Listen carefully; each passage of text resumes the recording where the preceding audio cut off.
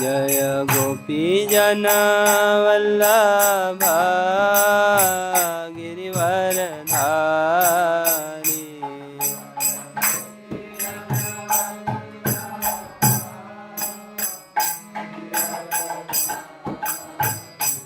जय गोपीजना वल्लभा गिरिवरधारी।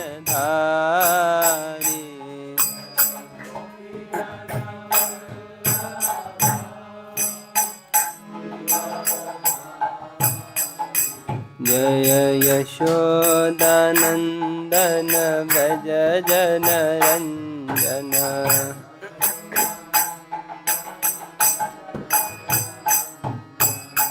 यशोदानन्दन व्रज जनरञ्जन।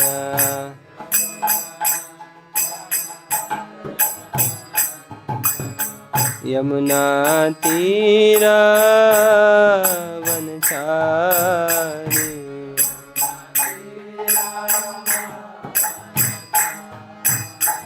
यमुना तीरवनचारि।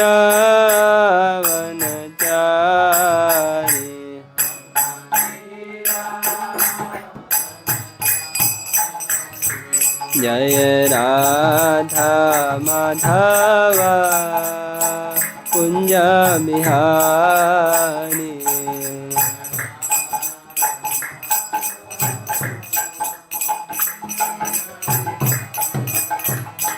जय गोपीजना वल्लभा गिरिवरधारी।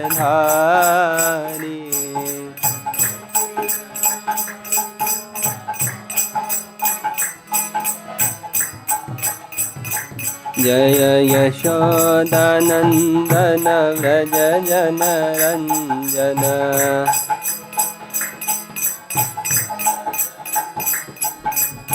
यमुना तीरवनचारि।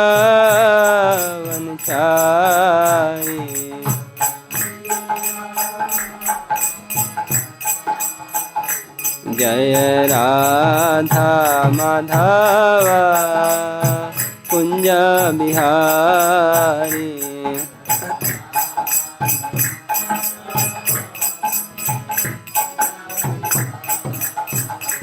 हरे कृष्णा कृष्णा कृष्णा हरे हरे। हरे राम राम राम हरे हरे।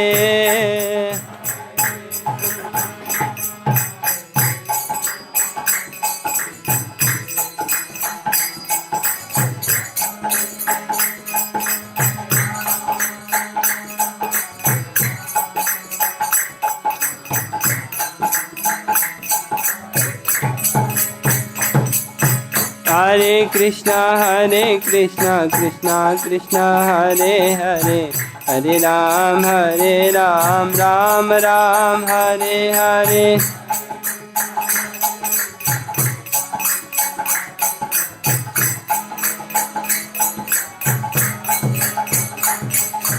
हरे कृष्णा कृष्णा कृष्णा हरे हरे।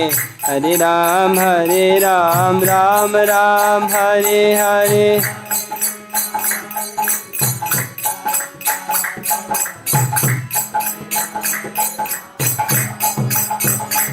हरे कृष्णा कृष्णा कृष्णा हरे हरे। हरे राम राम राम हरे हरे।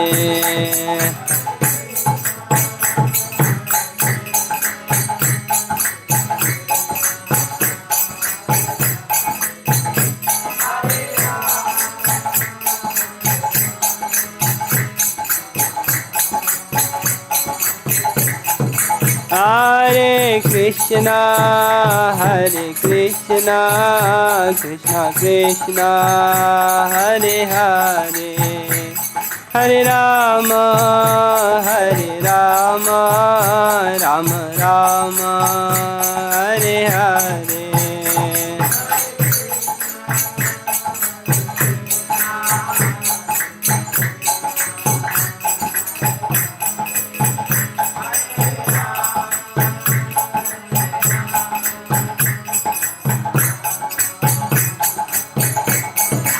जय कृष्ण बलराम जय कृष्ण बलराम कृष्ण बलराम जय वृंदावन धाम।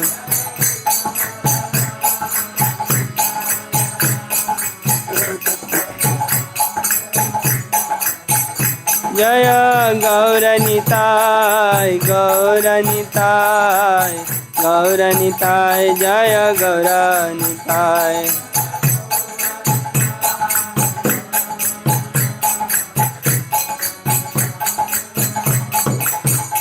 जय ललिता विशाखा जय राधे श्याम ललिता विशाखा जय राधे श्याम।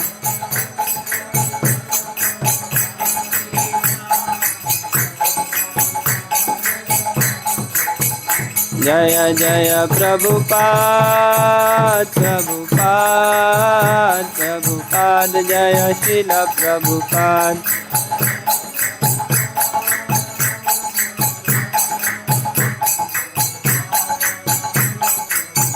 निताय गौर हरि बोल हरि बोल हरि बोल निताय गौर हरि बोल।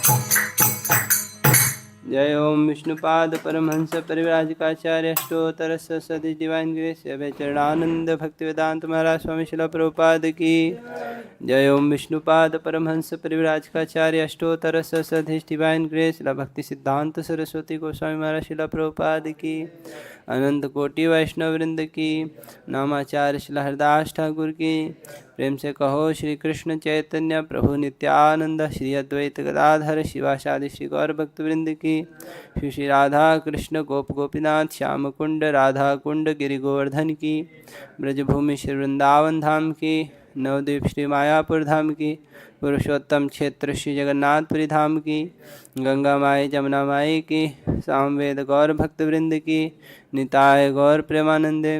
All glories to the assembled devotees, all glories to the assembled devotees, all glories to the assembled devotees, all glories, all glories, all glories to Shri Guru and Shri Gauranga. Gaur Hari Bol. Hare Krishna. So today we are reading from Srimad Bhagavad Gita, chapter 11, and today we have verse 5, verse number 5. 11th 5. The chapter is entitled The Universal Form. 5th श्लोक we'll read. श्री-भगवान् उवाच पश्य मे पार्थ रूपाणि शतशोऽथ सहस्रशः नānā-vidhāनि दिव्यानि nānā-varṇākṛtīनि च। श्री-भगवान् उवाच पश्य मे पार्थ रूपाणि शतशोऽथ सहस्रशः नānā-vidhāनि दिव्यानि nānā-varṇākṛtīनि च। श्री-भगवान् उवाच पश्य मे पार्थ रूपाणि शतशोऽथ सहस्रशः नānā-vidhāनि दिव्यानि nānā-varṇākṛtīनि च। श्री-भगवान् उवाच पश्य मे पार्थ रूपाणि शतशोऽथ सहस्रशः नानाविधानि दिव्यानि नानावर्णाकृतीनि च। श्री-भगवान् उवाच पश्य मे पार्थ रूपाणि शतशोऽथ सहस्रशः नानाविधानि दिव्यानि नानावर्णाकृतीनि च। श्रीभगवान् उवाच पश्य मे पार्थरूपाणि शतशोऽथ सहस्रशः नानाविधानि दिव्यानि नानावर्णाकृतीनि च। माताजी। श्रीभगवान् उवाच पश्य मे पार्थरूपाणि शतशोऽथ सहस्रशः नानाविधानि दिव्यानि नानावर्णाकृतीनि च। Word to word meanings. Śrī-bhagavān uvāca. The Supreme Personality of Godhead said, paśya, just see, me, my, pārtha, O son of Pṛthā, rūpāṇi, forms, śataśaḥ, hundreds, atha, also, sahasraśaḥ, thousands, nānā-vidhāni, variegated, divyāni, divine, nānā-variegated, varṇa, colors, ākṛtīni, forms, cha, also. Translation and purport by His Divine Grace Srila Prabhupada. The Supreme Personality of Godhead said, my dear Arjuna, O son of Pṛthā, see now my opulences, hundreds of thousands of varied, divine and multicolored forms. Purport. Arjuna wanted to see Kṛṣṇa in his universal form, which although a transcendental form is just manifested for the cosmic manifestation and is therefore subject to the temporary time of this material nature. As the material nature is manifested and not manifested, similarly the universal form of Kṛṣṇa is manifested and non-manifested. It is not eternally situated in the spiritual sky like Kṛṣṇa's other forms.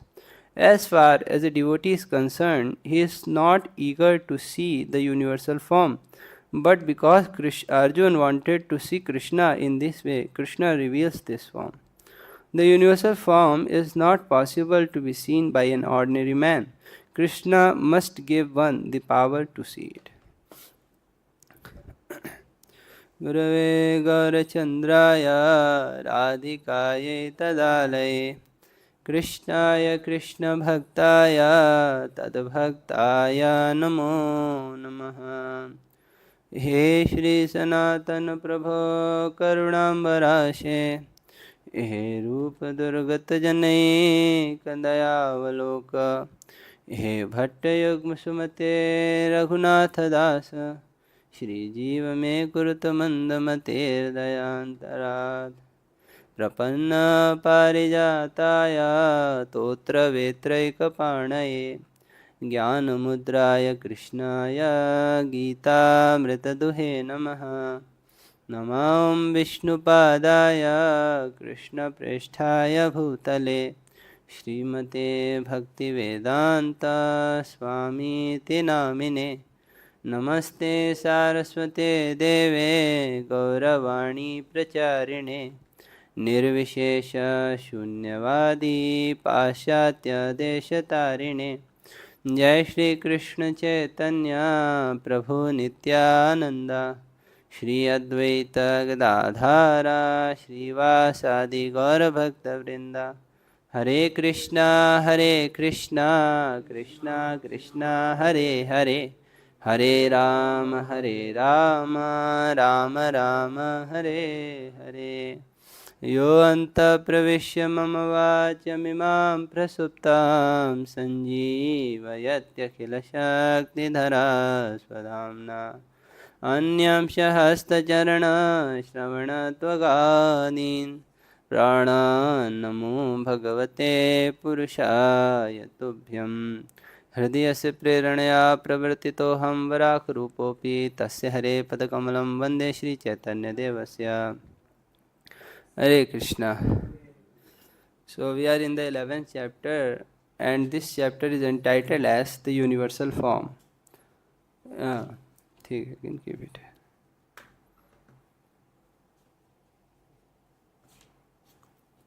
So this chapter is entitled as the universal form. In this chapter, we are discussing about how Krishna showed the universal form to Arjuna.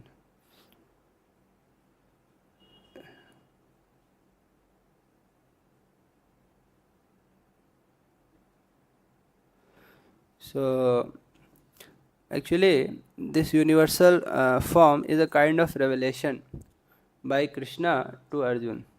Password है क्या इसमें?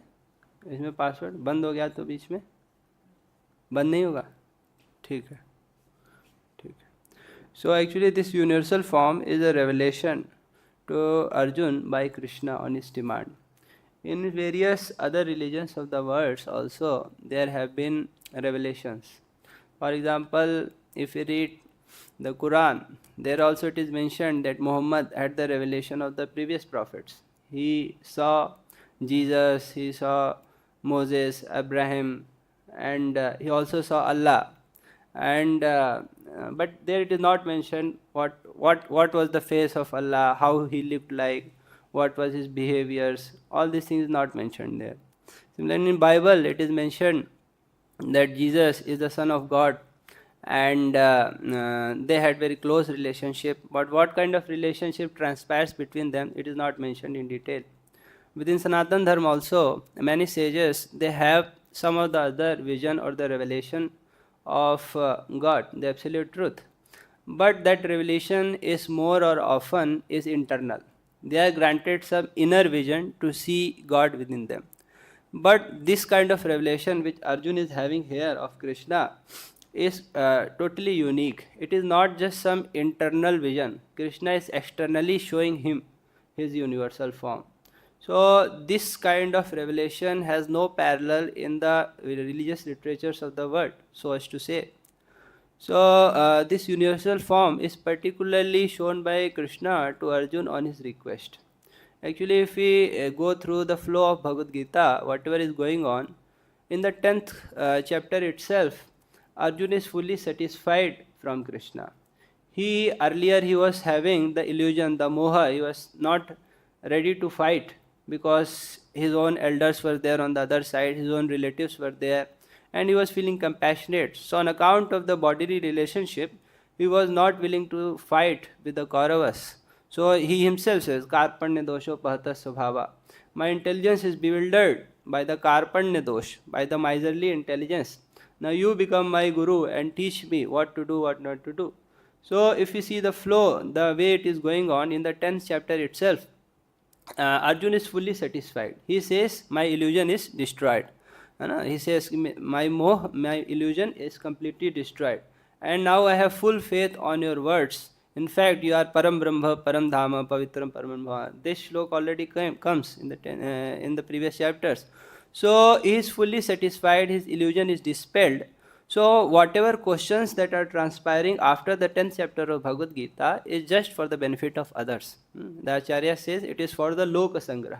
In order to teach the others, Arjuna is asking the question and Krishna is giving the reply. So here also there is one particular purpose why Arjuna wants to see the universal form. Arjuna is himself fully satisfied by the words of the Krishna. But in the previous chapter, Krishna has said, Athava bahunaitena kim gyatena tavarjuna vishtabhyaham idam krishnam ekanshena sthito jagat. What more I have to say to you, O Arjuna? Just understand that by one portion of my opulence, I pervade the entire universe. And before that also, yadyat vibhutimat sattvam Srimad Urjitameva Tattat Eva Vagachattam Mam Tejonsha Sambhava. That whatever opulence you see, O Arjuna, is just a spark of my splendor. So already Krishna has said all this, and Arjuna has fully believed on all this. But now why he wants to see the universal form? This is a question that arises. So it is for the benefit of the people that Arjuna desires to see the universal form of Krishna. Actually, Arjuna himself is not interested in seeing the universal form of Krishna, because he is seeing the two-handed form of Krishna, which is full of madhurya. See, there are two things. One is the Aishwarya and the other is the madhurya. The opulences of the Supreme Lord and the sweetness of the Supreme Lord. So for the intimate devotees, the madhurya, the sweetness part of the Krishna, he relishes more than the opulent part of the Krishna. So Arjuna is already experiencing the sweet part, the madhurya portion regarding Krishna. So there is no need for him to get into the opulent section of Krishna. But still, why he wants? Because it is for the benefit of others. What benefit will others get when Krishna displays the universal form? So there are two kinds of benefits that people get when Krishna displays the universal form. So the problem with the people of this world is that they treat God to be ordinary and they treat ordinary to be God. So both these problems are being addressed when Krishna is showing the universal form. How? So when Krishna is showing the universal form, it is becoming very clear that Krishna is the Supreme Personality of Godhead, because he is displaying this sahasraśaḥ Purush, thousands of hands, thousands of legs, this universal form. So it is becoming very clear that Krishna is the Supreme Personality of Godhead. So those people who have doubt that whether Krishna is God or not, it becomes very clear when Krishna displays this universal form. Then Arjuna also knows that time is going to come when Kali Yuga is going to arrive, and in every nook and corner of the world many gods are going to arise. So when many gods, such bogus gods are going to come, then we can ask those gods, so-called gods, can you show your universal form? So if they can show their universal form, then we can believe that they are God. So this is like a litmus test for the gods, that if you are God, then you have to show your universal form. Some gods say, no, I can show my universal form, but you don't have the eyes to see. But then we can say them, see, Krishna gave the vision to Arjuna. Paśya me yogameshwaram, see my opulent form. He says like that. So you also give me the vision so that I can see your universal form. So point is that for the benefit of the people in general, Arjuna has asked Krishna to show his universal form, so that everybody is able to understand and believe that Krishna is the Supreme Personality of Godhead, one.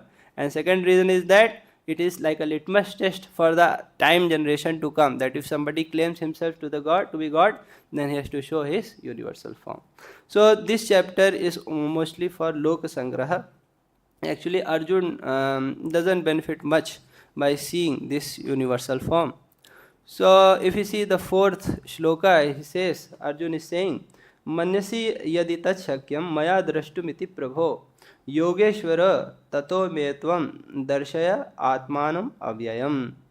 Arjuna is telling that if you manyase yadi tat shakyam, if you think that I am qualified to behold your form, then, hey Yogeshwara, O master of all the mystic power, please show me your avyayam rupam, your eternal, indestructible form of the universal form. So Arjuna is very humbly putting himself like some conditioned living entity. He is saying, Manyase yadi tat shakyam.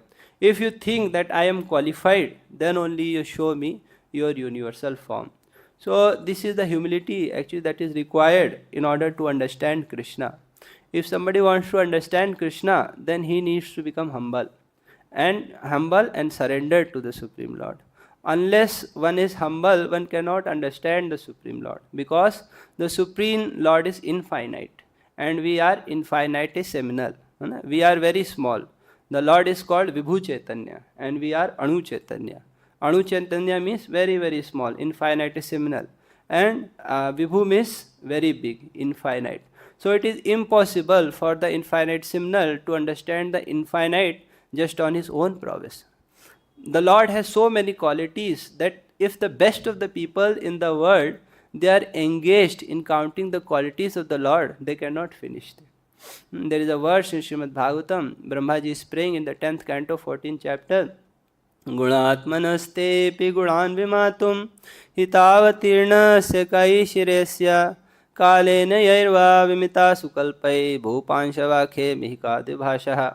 That if the best of the people, most intelligent people like Brahmaji is there, Ganesh is there, Saraswati is there. If all these best of the people, they are given unlimited amount of time, and they are given a task that you have to count all the particles of the earth. Imagine we take this earth and put it and convert it into fine powder, and the task is to count the particles of this earth. So it may happen that they are able to count bhupanshava. Then khe mihika. If they are given the task that you have to count the particles of os. Os, what is os called in English? Dew drops.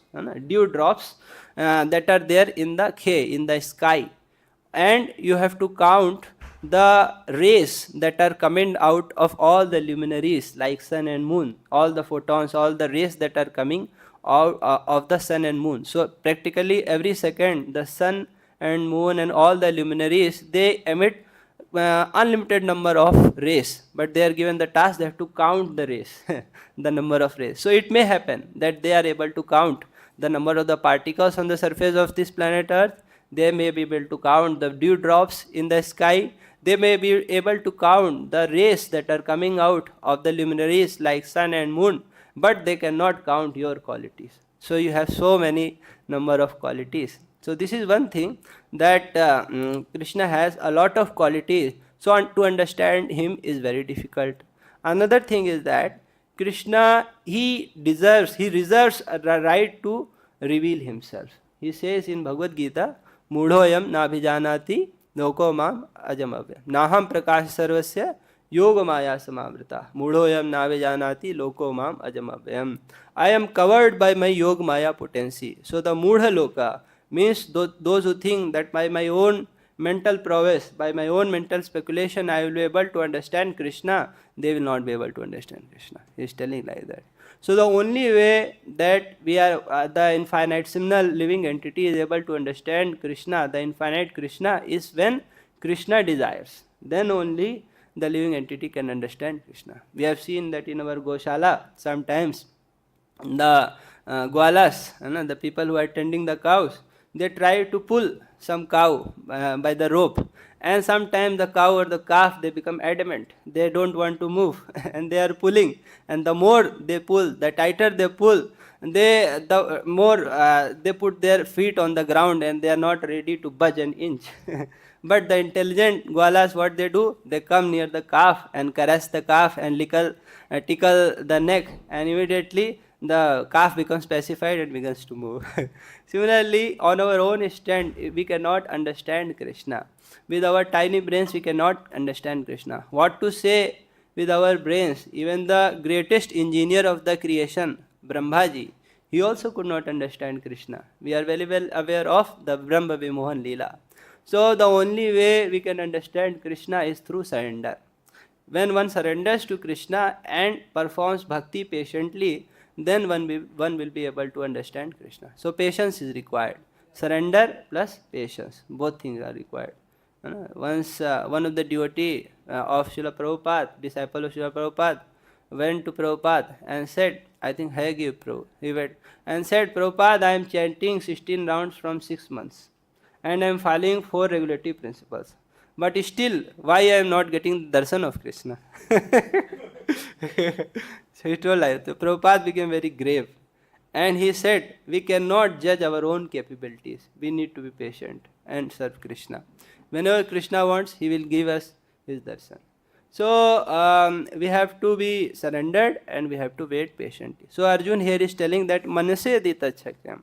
If you think that I am capable, I am qualified to see your opulent form, then please show me that indestructible form.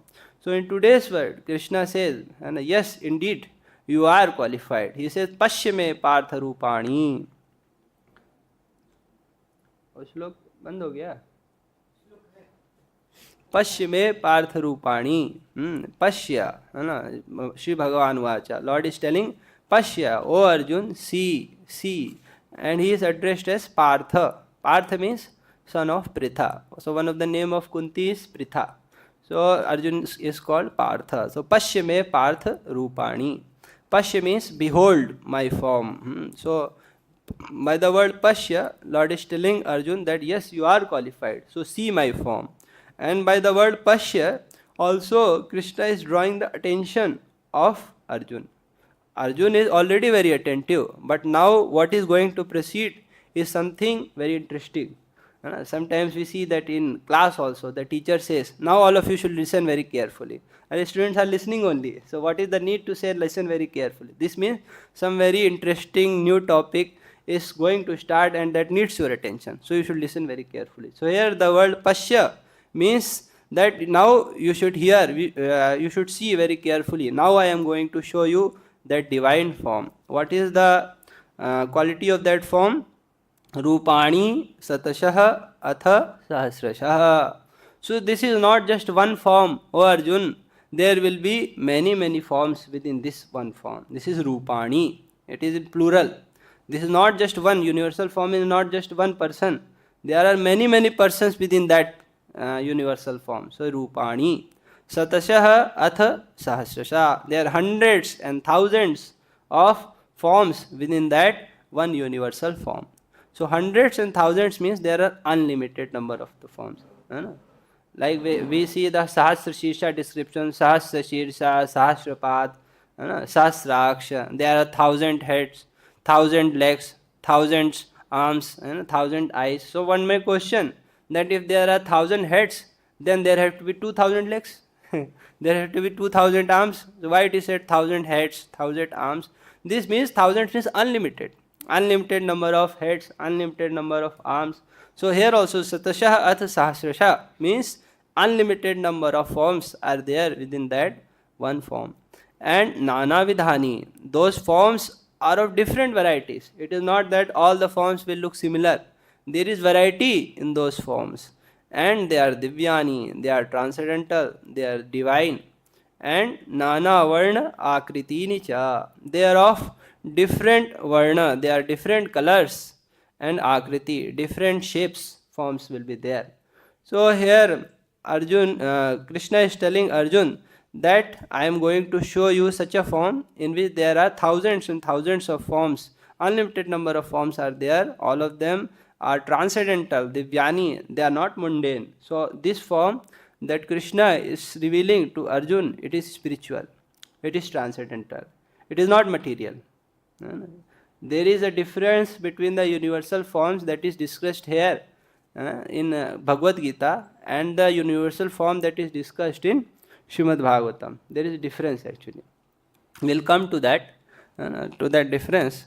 But here it is told that paśya me pārtha rūpāṇi nānā-vidhāni divyāni. They are of different varieties and they are divyāni. They are transcendental. nānā-varṇākṛtīni cha. They are of different colors and they are of different shapes. So Vishwanath Chakravarti mentions here that this sahasra for Rupa, which Kṛṣṇa is talking here, actually refers to the Mahavishnu form.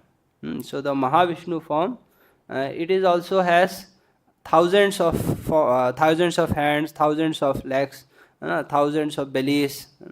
In Brihad Bhagavatamrita, when Sanatana Goswami is describing the journey of Gop Kumar, so there he mentions that Gop Kumar reaches the Satyaloka, the abode of Lord Brahma, and there Lord Brahma is worshipping the sahasraśaḥ Purush. The description is similar, sahasraśaḥ, thousands of hands, thousands of legs there also. So in that commentary, Sanatana Goswami writes that this sahasraśaḥ Purush is Mahavishnu.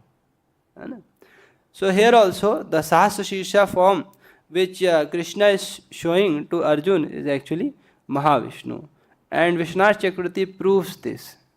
If you see the 7th shlok, it is told here, Iha ekastham jagat Kṛṣṇam paśya adya sacharacharam mam dehe gunakesha yaccha anyat drashtum ichchasi. He is telling Iha ekastham jagat Kṛṣṇam. In this form of the universal roop, and this universal form which I am going to show you, O Arjun, ekastham jagat Kṛṣṇam. Jagat Kṛṣṇa means the entire world. The entire world, ekastham, you can see in one place. So in this universal form, the entire world you can see in one place. And whatever else you want to see, you can see in that also. So we know that from the body of Mahavishnu, a number of universes come out. So in that body, in one place is our universe, and there are other universes also. So the ekastham jagat Kṛṣṇam, this proves that the description refers to that of Mahavishnu actually. So today's shloka is generally talking about the nānā-varṇākṛtīni. Now let's compare the universal form that is there in Bhagavad Gita and the universal form that is mentioned in Śrīmad Bhagavatam. All of us know that Śrīmad Bhagavatam is Amal Purāṇ. It is spotless literature. And the aim of Śrīmad Bhagavatam is to increase the remembrance of Kṛṣṇa. Correct, right? The very purpose for which it was spoken was to increase the remembrance of Kṛṣṇa for Maharaj Parikshit. Maharaj Parikshit is going to die within 7 days. And the end goal is that Ante Narayana Smriti. If at the end moment of life, Parikshit Maharaj can remember Kṛṣṇa, that is the success of his life. So Sukadeva Goswami is speaking Śrīmad Bhagavatam to Parikshit Maharaj to increase this remembrance for Parikshit Maharaj, remembrance of Kṛṣṇa for the Parikshit Maharaj in particular, and in general for all of us, for all the readers of Śrīmad Bhagavatam. If they read Śrīmad Bhagavatam, then the remembrance of Kṛṣṇa should increase.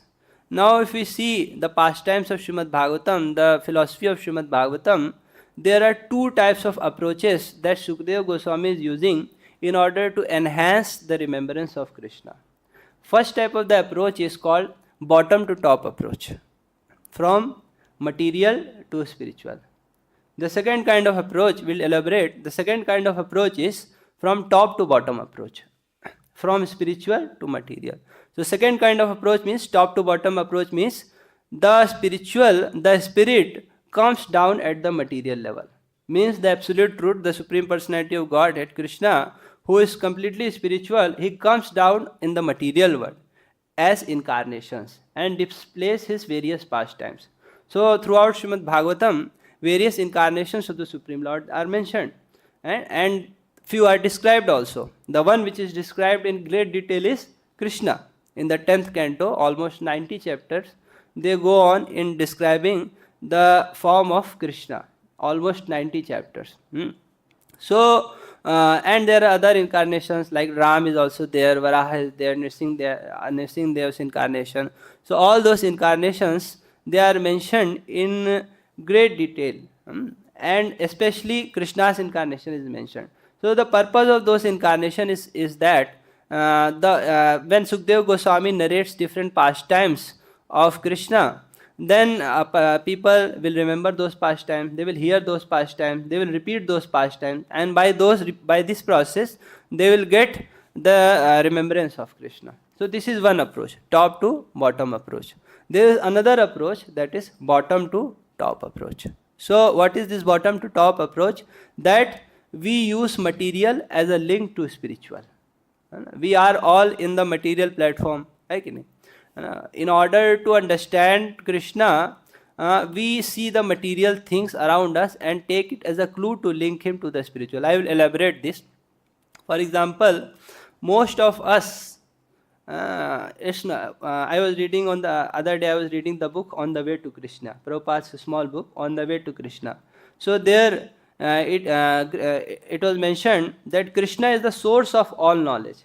But Kṛṣṇa, it is not that all the knowledge comes from him only. It is mentioned there then. All the knowledge takes one to Kṛṣṇa, but it's not that all the knowledge comes from him. Means that it is not that we woke up some fine day and we wanted to know about Kṛṣṇa. It's not like that. All of us, they see the nature around us. They see the grandeur. So most of us see the grandeur of the nature around us. How the nature is so magnificent, so opulent, how the nature is so beautiful. And by seeing the quality of the nature, by the beauty of nature, the magnificence of the nature, we automatically think, who might have created this? This is called from material to spiritual. Means the Lord is actually adhokshaja. He cannot be captured by our material senses. He is beyond our material senses. Atha Shri Krishna namadi na bhavet grahyam indriya. The Lord cannot be captured by our material senses. And so point is that we look at the matter around us and see that matter as a link to the creator of that matter. This is called bottom to top approach. That all of us might have noticed that in our homes, sometimes when we were small, we were lying on the cot and seeing the sky in the night, that there are so many stars, they are twinkling.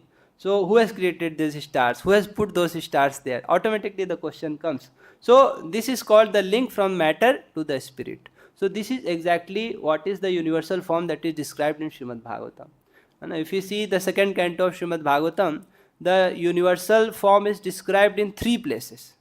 Second canto of Śrīmad Bhagavatam only has 10 chapters. And in those 10 chapters also, the universal form is described in 3 places. First in the first chapter, then in the 5th and 6th chapter, and then finally in the 10th chapter. So universal form, why the universal form is so important that is described in 3 chapters? This is because before knowing the madhurya, the sweetness of the Lord, we need to understand the greatness of the Lord. Unless we understand the greatness of the Lord, we will think, oh, he is like somebody like us only, doing these pastimes. I was there in Pune, I used to do job in Pune. So I used to stay in temple only, in the base there. So one Sunday, the temple was about to close, and we were seeing one boy and girl, they were sitting in the garden and talking for a long time. They were not going. So one of the brahmacharis, he went to them and asked them, oh, it's quite late, what are you doing? Your parents may be waiting. So they were telling, oh, you are also like other people. But we came here thinking that this place is the only solace for us. This is the only place where having a girlfriend is justified. Because your Lord himself is having a girlfriend. He was telling like that. So when the conception is mundane, then people think that Kṛṣṇa is somebody like us, and Radha is also somebody like us. So they are also doing some affair, we can also do some affair. People think like this. They think that they are also having bodies like us. So if they can do, why can't we do? They say like that. So it's very important to understand the greatness of the Lord before understanding the sweetness of the Lord. This understanding the greatness of the Lord is just like doing warm-up before playing any game. And just like the players, when they play some game, they do the warm-up. If the warm-up is not there, then there can be some strain, sprain, so on and so forth. There can be injury. So warm-up is required. Similarly, in Śrīmad Bhagavatam also, the first 9 cantos are engaged in describing the opulence of the Lord, the greatness of the Lord. And after that, the sweetness of the Lord is mentioned in the 10th canto. That when the Makhan Chor pastimes, the Ras Leela pastimes, they are described, then people are able to understand. He is the same person who creates the entire universe by his single breath, and who swallows the entire universe by a single breath. And just like in the evening we do dinner and sleep, similarly the Lord Mahavishnu, he does the dinner of the entire cosmic manifestation and sleeps. So before we understand the sweetness, the opulence, the greatness of the Lord is mentioned. So in the second canto, 3 places the universal form is described. But that universal form is quite different from the universal form that is being described here in Bhagavad Gita. This form of universal form in Bhagavad Gita is more of a revelation. It is like top to bottom approach, where the Supreme Lord is himself revealing himself revealing himself to Arjuna. Paśya me yogameshwaram, divyam dadami te chakshum, paśya me yogameshwaram. I am giving you the transcendental eyes, now see my opulence. Kṛṣṇa says. So Kṛṣṇa is himself revealing himself. So this is called the top to bottom approach, where the Lord comes himself on the material platform and reveals himself to a devotee. The similar universal forms are also revealed to Dhritarashtra in the court of Duryodhana. When Lord went as a peace messenger, Dhritarashtra said, I also want to see that form. Lord revealed. The Duryodhana did not agree to the peace proposal and wanted to tie the Lord himself. Then Lord revealed his universal form. So Bhishma and all others, they were able to see, but Dhritarashtra was not able to see because he was blind. So he said, I also want to see. So Lord gave him the vision. Okay, see my universal form. That happened. So that is this form, this universal form that is there in Gita, the form which Lord exhibited to Dhritarashtra, the form which Lord exhibited to Mother Yashoda. Mother Yashoda also saw the universal form within the mouth of baby Kṛṣṇa. When she looked, when Kṛṣṇa yawned and she saw in the mouth of Kṛṣṇa, she saw the entire cosmic manifestation. So this is like revelation by Kṛṣṇa. This is top to bottom approach. But the approach in śrī-bhagavān second canto, it is like bottom to top. It is like seeing the Lord in the matter. Through the material objects, trying to see the influence of the Lord, trying to understand the Lord. Okay, when we look at the nature, we see the majesty of the nature, then nature shows the glory of the God. So if your mind is so fickle that you are not able to understand the personal form of the Lord, then you can imagine. It is imagined. Very conclusively it is said in Śrīmad Bhagavatam, kalpitam rūpam. Kalpitam means imagined, imagination. So it is the imaginative form of the Lord. It is said the pātālam tasit pādamulam. The pātāl is the souls of the Lord. All the luminaries like suns, moons and the star, they are like the chest of the Lord. So it is the different planetary systems, they are imagined at the different limbs of the Lord. So it is an imagination. We need to understand it is an imagination. But what is the purpose of that imagination? That imagination links the nature to its creator. And we are able to focus just like Vibhuti Yoga also. We see the clouds. The clouds are dark in color. So some devotees, they remember the dark color of Kṛṣṇa. So this is also an imagination. So when we say imagination, many times devotees they get worried off. They said imagination, we are looking about the real thing. Why should we do imagination? But imagination can also be used in the service of the Lord.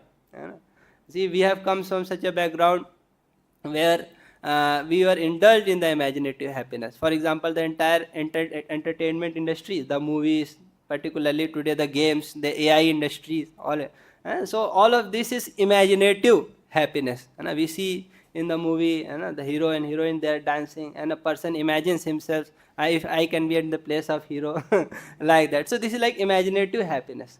And when we come to the spiritual life, we want to move from the imaginative happiness to the real happiness.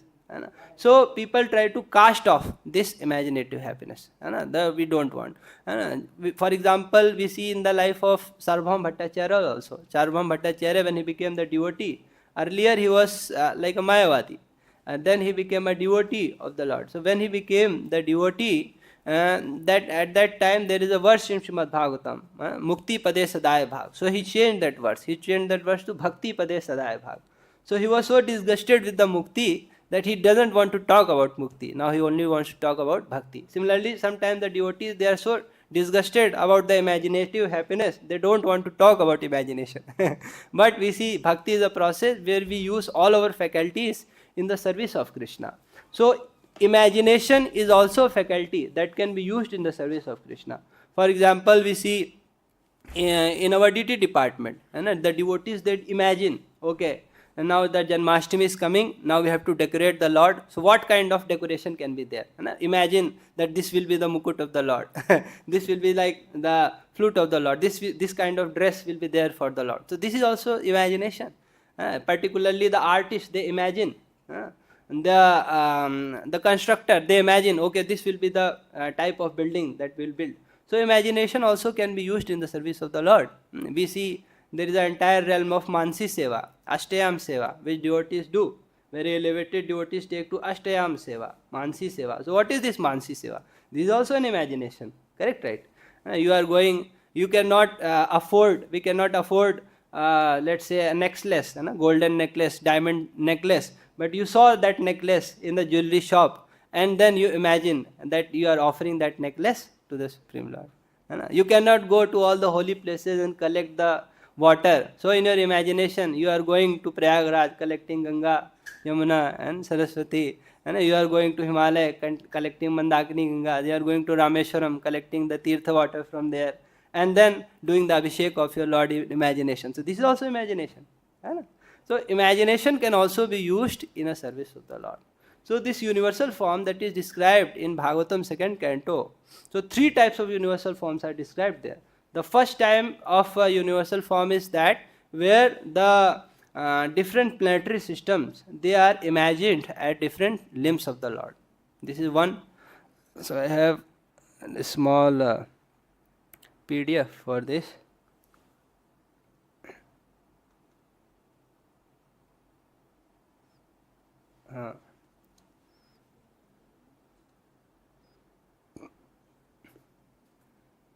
You can see that in the first chapter of the second canto, the brief content, you can see the different part of the body of the universal form corresponding to different planets, element qualities, etc.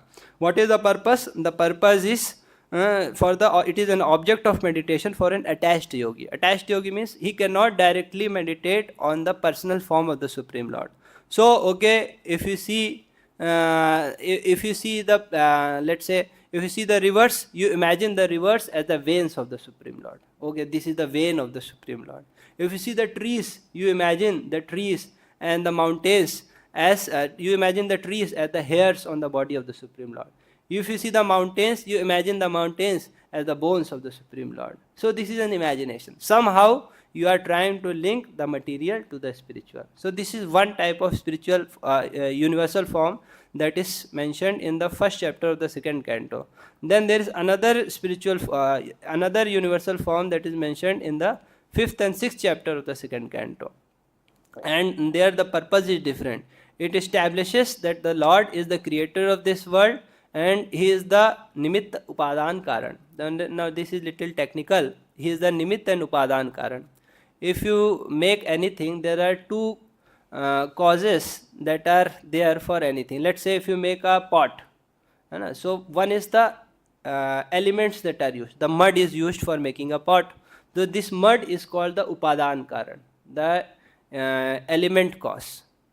This is one cause. And then the potter is making the pot through his wheel, he is rotating the wheel, making the pot. So he is called the nimitta karan, the instrumental cause. So the Lord is the upadān karan and He is the nimitta karan. He is the ingredient cause and He is the instrumental cause. Just like we see the spiders, the spider makes the web, correct, right? Now they make the web through their own saliva. So He is the upadān karan, means He is supplying the ingredient for making the web and He is making the web. Have you seen the spider making the web? They move like this very fast in all the four directions and they are using their saliva only. So saliva is coming from them only. So He is the upadān, ingredient cause, and He is the nimit, instrumental cause. Similarly, the Supreme Lord, He is the upadān and the instrumental cause. He only supplies the raw materials and He only makes the universe. So for this purpose, the second universal form is described in the fifth and sixth chapter of the second canto. Now it becomes little technical. The brief content is there that Lord's subtle sense organs, they create the tan matra and the element. Element means the panch mahabhuts, earth, water, fire, air, ether. And the tan matra, the sabd, sparsh, roop, ras, gandh, they are created from the Lord's subtle sense organ. And the place of Lord's gross sense organ, it creates the sense devatas and the sense organ of the Virat. So now this is little technical, I will not go into detail. And in the 10th chapter of the second canto also, the another Virat form is, another universal form is mentioned. And the purpose of that universal form is that the bodies of the living entities, they are created by the desires they had. So it is mentioned there, the Virat Purush, they desired to hear. And then the sense organ. So there are three things, Adhyatmik, Adhibhautik and Adhidaivik. The Adhidaivik refers to the sense devata which are there on the senses. Adhyatmik refers to the sense, the senses, and the Adhibhautik, it refers to the object. It refers to Indriya Golak. I will give you an example. Just say, for example, we have the eyes. The function of the eyes is to see. Now we see there is an eyeball. This is Adhibhautik. But the eyeball is not the Chakshu Indriya. It's not the sense of seeing. They are different. For example, you must have seen somebody may have very beautiful eyes, but then also they do not have those eyes, they do not have the ability to see. They have the eyes, but they lack the ability to see. So they have the Adhibhautik, but they don't have the Adhyatmik. So Adhyatmik means the senses. The adhibhautik means to the gross senses. So the gross sense is different from the actual sense. The ears that we have is different from the sense of hearing. People may have the ears, the solid part, physical part, but they will not have, some people don't have the ability to hear. People may have the tongue, but some people do not have the ability to speak. So these two are different things. The the gross senses and the actual senses, they are different. So the actual sense is called adhyatmic. The indriya golak, the sense that we see, that is called adhibhautik. And third thing that is required for the act of seeing is adhidaivik. This is the sense devta. For example, if there is pitch dark in this entire room, then also we cannot see. Correct, right? Light is required for seeing. If we hear the frequencies above 20 kilohertz or below 20 hertz, then we cannot see. We can only hear in the frequency range between 20 hertz to 20 kilohertz. So this is called adhidaivik. Means that the sense devta which is there on the senses. So all the three things are required in order to experience a sense object. Adhyatmic should also be there, adhidaivik should also be there, and adhibhautik should also be there. Correct, right? So here it is mentioned that the Virat Purush, he desired to hear, and the three things came: adhyatmic, adhibhautik, adhidaivik. The sense of hearing came, the hearing organ came, and the presiding deity of the hearing ear, that is Dik Devata, they manifested. And the sense, the Virat Purush, he desired to see. So the sense of seeing came, the sense organ came, and the śrī-bhagavān, Surya God, he came.